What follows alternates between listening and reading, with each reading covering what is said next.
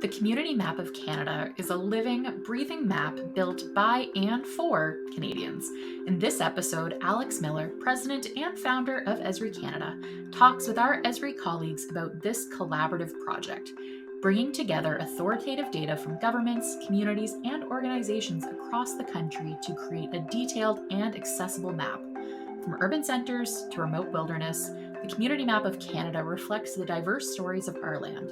Whether you're a GIS pro, a community advocate, or just a curious map lover, this episode will inspire you to see Canada in a whole new way.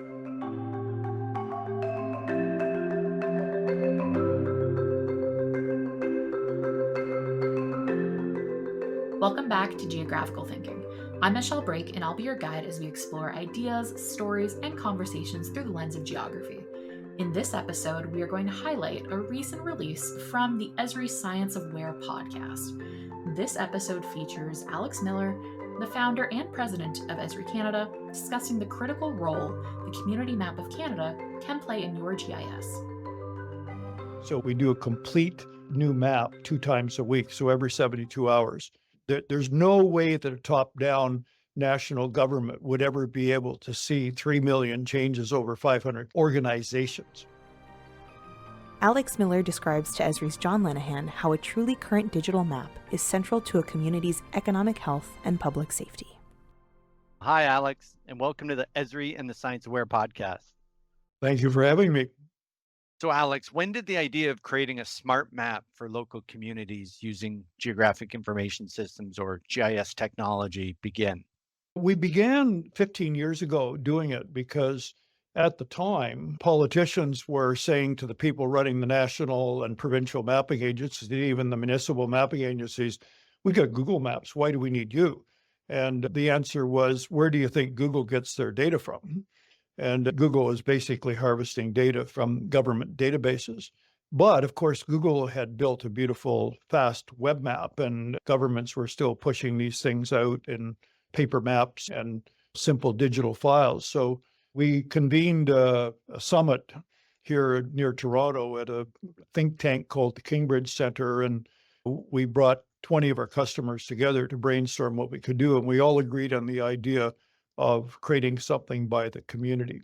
So over those 15 years, we, Esri Canada, and the community of people that we're working with have taken over more and more of the responsibility for keeping what it was at one point the national map up to date. We do an update of this community map twice a week. So we do a complete new map 2 times a week, so every 72 hours. And yesterday's update had 3 million changes. So it's astounding. And there's no way that a top-down national government would ever be able to see 3 million changes over 500 organizations. It covers thousands of communities. So it's a combination of the timeliness of the updates and the frequency, but also the best source of information is often local, and you're really harvesting that. That's right. Yes, and it's also, they're the only ones that really know the real name of the street, or they know the name of the building. More importantly, they know how you get into certain areas. So there are lots of reasons why you would want to have information coming from local people, but made available to everyone. Alex, let's talk a little bit about the economic health of communities. I've heard you argue that a decent map is essential to keeping a local economy thriving. Can you explain that statement and that sentiment and help us understand your perspective? So communities around the world, for that matter, everything was local. They had the local stores, they had the local food preparation, they had the local butcher shop. And as that becomes centralized with bigger and bigger organizations and further processing, the local communities have lost their local employment. People are now realizing that this centralization is both environmentally, economically, and socially destructive. Environmentally, because so much fuel is used to transport stuff, and economically, it's taken away the local economic base and then resulting in aging communities. So by deeply understanding your community, you start to understand your geo mojo, what it is that they can't take away from you. So I'll quote Zita Klopp. She grew up on Fogo Island off Newfoundland and went away and made a large amount of money in tech and then decided to go back home and try to revive Fogo. She ended up building the Fogo Island Inn. It's a high-end, very exclusive inn. And now she's running something called the Shorefast Foundation, which is helping communities find their economic mojo. What is it they can't take away from us? In her case, it was the view. That's why they ended up with an inn. And she and I have talked a lot about what it is that we can do to map the assets of a community and bring the community together around a virtual table, if you will, where they can all start discussing the things that give their community its cohesion, what are its strengths, whether it's a local farmer's market or local processing, creation of clothing, many things, hospitality. The map becomes a metaphor for the community itself and vice versa. Yeah, I love that. I love that concept of the community economic mojo. And I've always wanted to go to the Fogo Inn, so someday maybe I'll make it there. What's one of the current urgent issues for local communities to have an up-to-date map? The biggest one right now, and that we've been working on for almost 10 years, but we've been really focused on it intensely for the last 7, is the Next Gen 911. Next Gen 911, the emergency calling number in North America, is going through a giant transformation to next generation of 911. And there are 2 big giant changes compared to the way it's done today. One is that instead of using a street address, they link to a telephone number to get you there. So when you dial 911 in the existing system, it pops up the address on the screen of the operator through some cutesy thing. They call it ALI, the address locator index. And ALI then connects to ANI, the automated network interface. So ANI and ALI are the 2 twins that operate the current system. It's tabular, but it only works with landlines where the phone number has an address. So 90% of calls are now on mobile devices. The new system uses the GPS coordinates of the phone or the coordinates from the triangulation of towers and delivers that coordinate, that latitude and longitude. That then leads to the second big change, which is called geodetic routing. In other words, they actually route from the geolocation of the phone to the nearest emergency services vehicle, whether it's a fire, police, or ambulance. So that means that GIS becomes mission critical to the routing of the emergency vehicle to the location. But it also means that the responsibility for keeping those addresses current is in the local government. So there are 2,600 municipalities in Canada that need to sign a local government agreement with the 3 major phone companies that run 911. Otherwise, they might be cut off 911 services.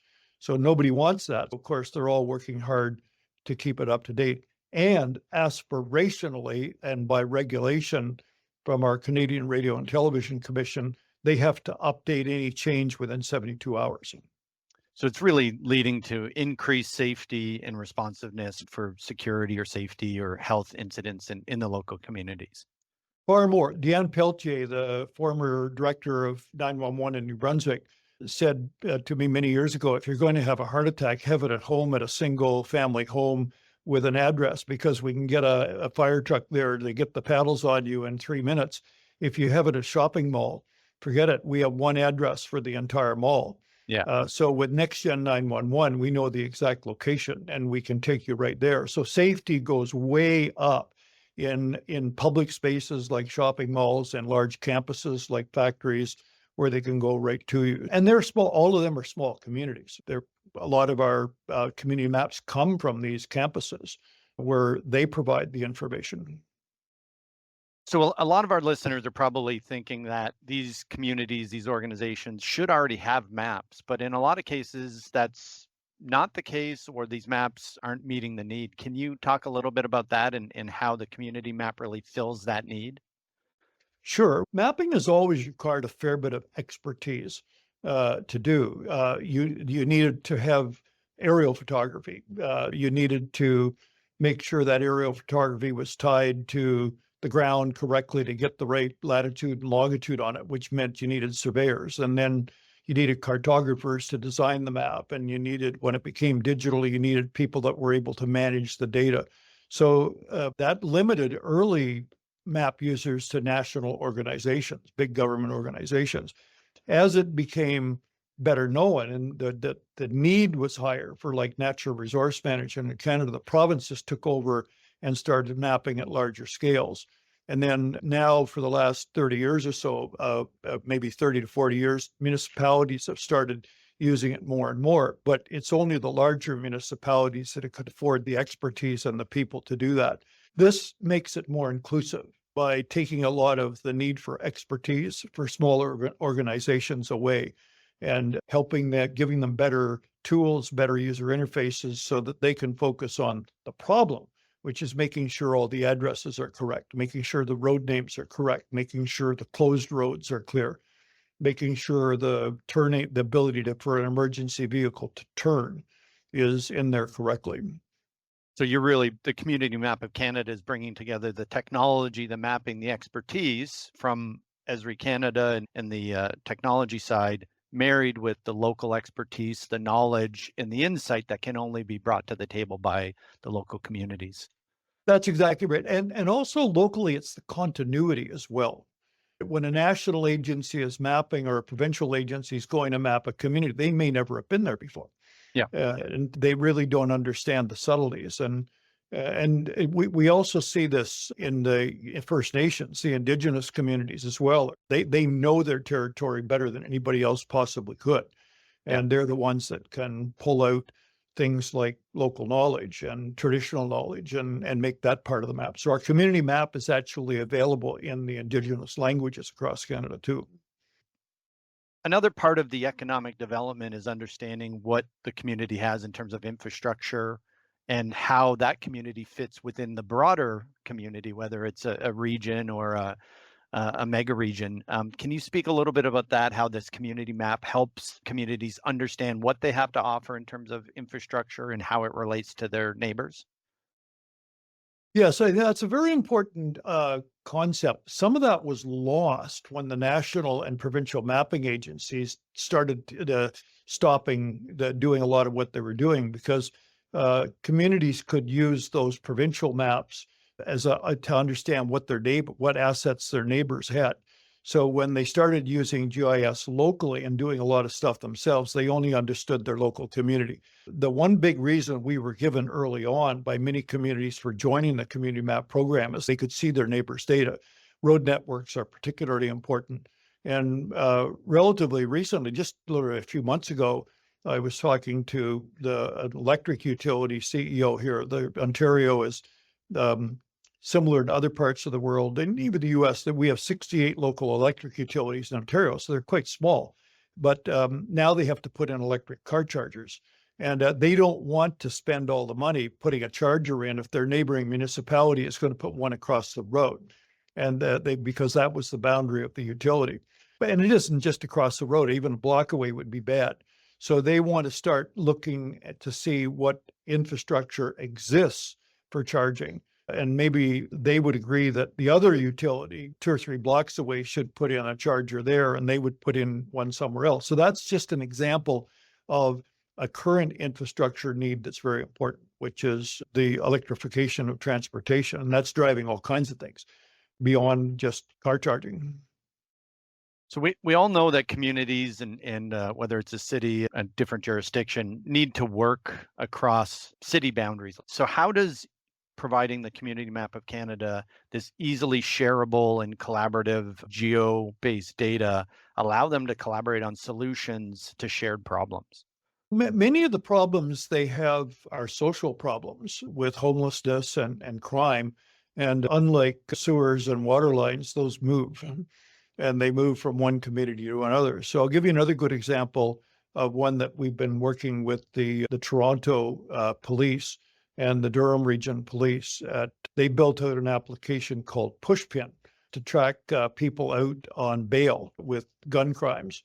And it's won an international award. And the reason was it crossed over boundaries. The police all look out for people that they know about, but the individual police forces don't know about what's happening in the other jurisdiction beside them. So Durham Region and Toronto are side by side. So they're, as we speak here right now, that team is testifying in front of our provincial legislature about how they could expand that to the rest of the province, because things that move like people, or in rural areas, maybe wildlife or weather, are of interest to everybody.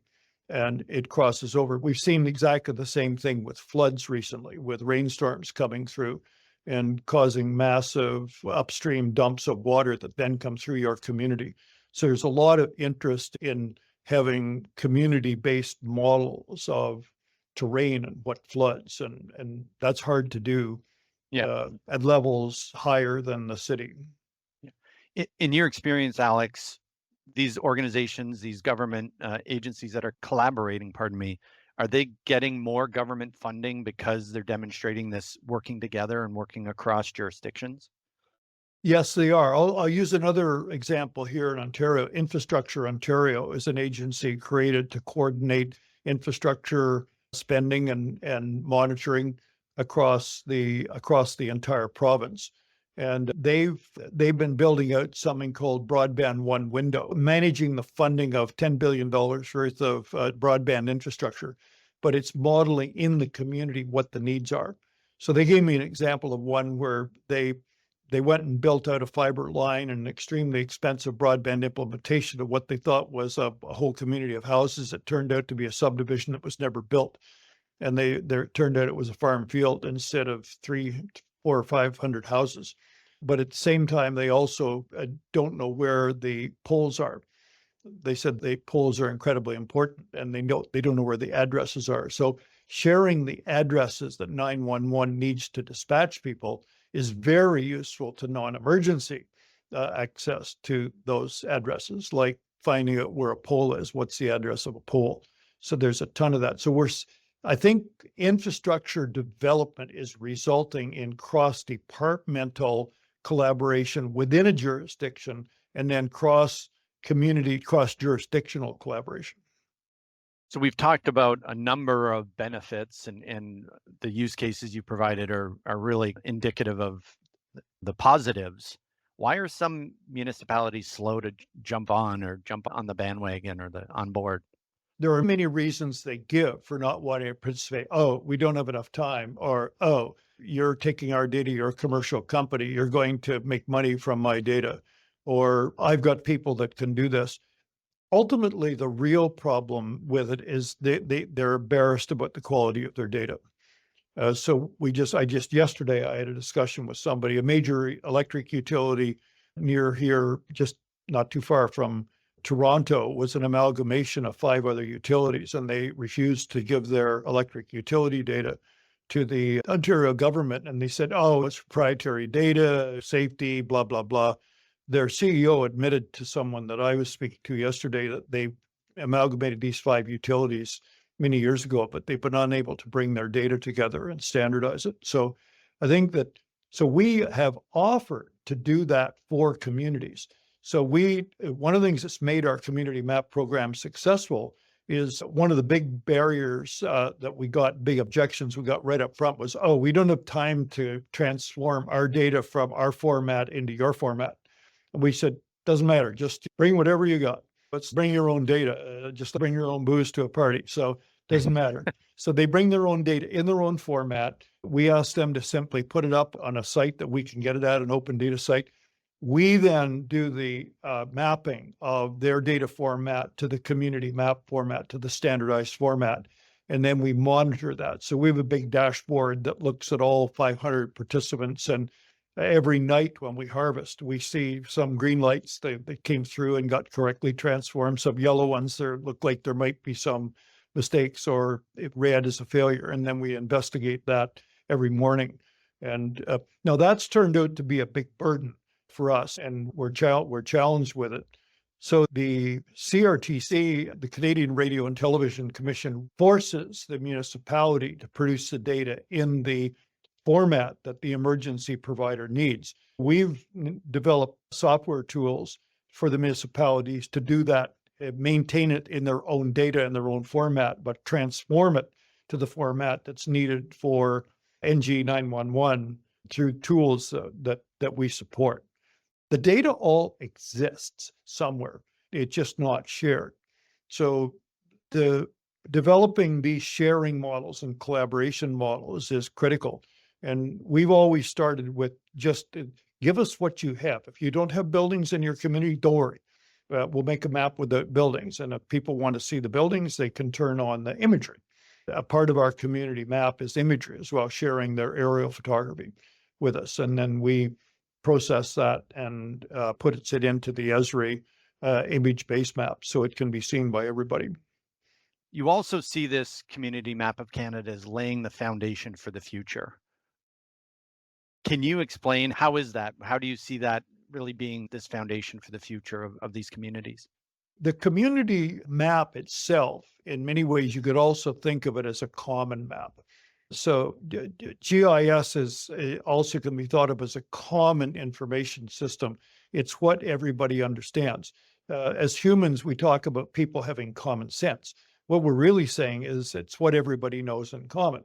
We all know about crossing the street and getting hit by a car if we cross at the wrong spot. When it comes to information needed to deal with climate change or the housing crisis or things that are too far away for you to see, but can be seen with a GIS, then that information needs to be common to everybody. So that's one thought, that we need a common information system. So the community map is really the beginnings of building out that common information system. But even more importantly, artificial intelligence, which is all the hot buzz out right now and investment is going into it. The holy grail for that is something called artificial general intelligence, or AGI, which is when an AI becomes thinking like a human. But an AI will never think like a human unless it has common sense. This is Melanie Mitchell, one of the pioneers of artificial intelligence at the Santa Fe Institute, has said that AGI will never come unless we figure out how to give these AIs common sense. And so to me, the common sense is just being able to sense the environment with GIS, and it'll become the framework for taking AI to the next level. And that's going to take a long time, but it'll be human driven, working in the local communities, making that possible. So really building kind of the future use cases and the future capabilities on the GIS systems that communities have used for recording systems of record of what they have, benches, streetlights, roads, and then using that to inform future models, scenarios to address whatever may come our way. That's right. Looking at the safety of their community, why are people getting hit on their bicycles? Why are there accidents here or there? Why is this area of town always flooding? What's the risk of a fire? Those are things that local people know better than anybody, but it needs to be shared with the people who are making decisions about how to support them. Alex, thank you so much for being here today, sharing all about the community map of Canada. Next time I visit my family in Niagara Falls, I'm going to be sure to spend a little bit of time with the community map of Canada before I go home. But Alex, thanks so much, and it's been a pleasure. My pleasure too. And that's a wrap on our journey through the community map of Canada. Whether you're mapping out a hiking trail, navigating a cityscape, or simply marveling at the beauty of this collaborative masterpiece, remember, this map is made by Canadians for Canadians. Got a cool contribution idea or just want to explore? Dive in and become part of this growing story, because every map tells a tale and yours could be next. Until next time, keep exploring, keep learning, and keep thinking geographically.